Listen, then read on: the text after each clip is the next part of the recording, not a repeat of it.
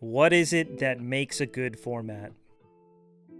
Is it the skill expression in a technical mirror match, or the creative deck building and tech choices and innovations we see throughout formats? Or maybe it's the freedom of diversity and deck choices and tech cards you're able to play. So many things go into what makes a format truly great, and after the conclusion of YCS Bologna, we had nearly 2,500 players with a top 64 cut of 17 different decks, not only making for another huge YCS, but showing how diverse this format really is. Diversity has always been a hot topic in the community, and some of the top players in the game have really expressed their frustrations when playing in a format like this. But if formats like these are so bad, then why does it appear so many people are flocking to these events? What's up, guys, and welcome back to another episode of Cards and Coffee, where today I just wanted to chat about the current state of the game and whether or not it's as bad as people think, or if all this diversity is actually a good thing. Now, there are pros and cons to literally every format, and I don't think there's ever going to be a world where everybody's happy. But when it comes to competitive play, diversity is always a hot topic, and I could definitely see where people are coming from.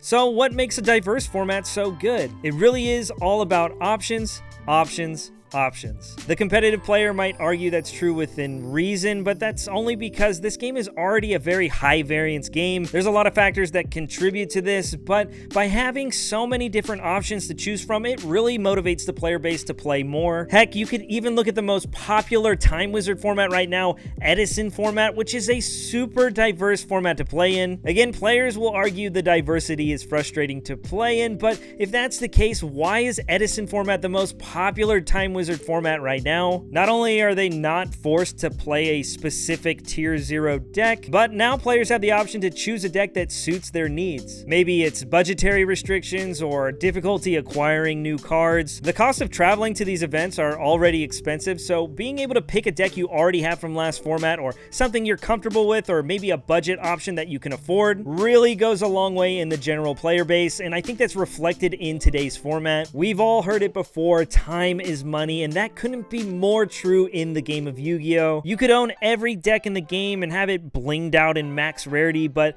if you haven't put in the time and practice, then that value your deck holds isn't going to contribute to your success in any tournament. Obviously, having a good deck helps, but if you're not well practiced, then any other player that's more practiced with a competent deck should beat you more times than not. This, again, is another perk to having a diverse format, because if you're picking a deck you had from last format, or maybe picking up some new staples from the new set to put in it, now the learning curve of the format becomes that much easier because you don't have to spend time learning an entirely new deck. And yes, there are going to be times these staples are expensive, but that's just the nature of the game we're playing. But now, maybe you've shown up to the event, you were able to bring a deck, but when you square up round one, you happen to run into one of your worst matchups that you didn't prepare for because, well, you didn't expect it to be one of the best decks of the format. Maybe because of that, you lose round one, and then you go into round two being hopeful, and then maybe you get hit with something like Dimensional Shifter, and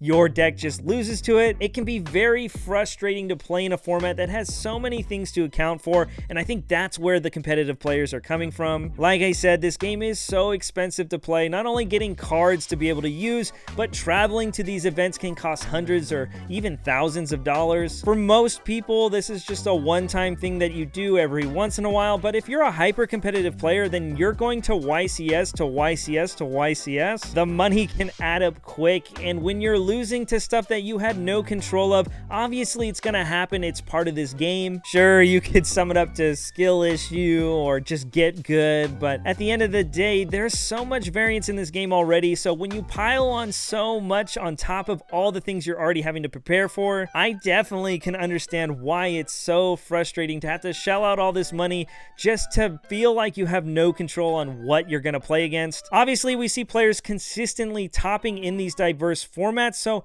maybe it's actually not as bad as people say, but there are still a lot of them that would agree that it's very lucky the fact that they made it as far as they did, no matter where they placed in the top 32. If you look at something like tier format, everybody knew what to expect, everybody knew the tech cards everybody was playing, and while people would argue that makes for very stale deck building, it makes for a format that really showcases technical play and really makes it to where more times than not, the better player comes out on top. This is probably the #1 reason why pro players prefer these types of formats, because again, skill expression is very important to them. But again, what's to say you can't do that in a diverse format as well? So is this format good or is it bad? It's really hard to say, but now more than ever, it's easier to get in the game. Not only do we have some awesome structure decks we can play, but the 25th anniversary rarity collection makes it that much easier to get staples. I think everybody would agree, nobody wants to get high rolled in a big tournament or have no control over the outcome of the game, and I really think that should be the takeaway from all this. We're all asking for the same thing. We just want to compete,